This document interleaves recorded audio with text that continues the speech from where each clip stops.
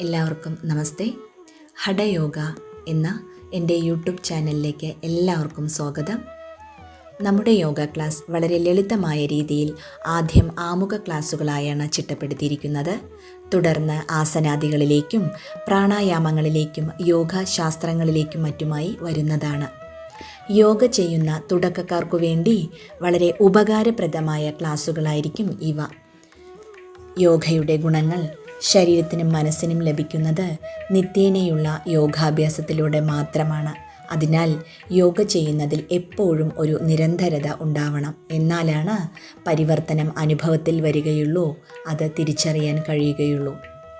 യോഗാഭ്യാസ പ്രാണായാമ പരിശീലനത്തിലൂടെ ശരീരവും മനസ്സും ആരോഗ്യത്തോടെ ഇരിക്കാനും യോഗജ്ഞാനം നേടാനും നമുക്ക് പ്രയത്നിക്കാം.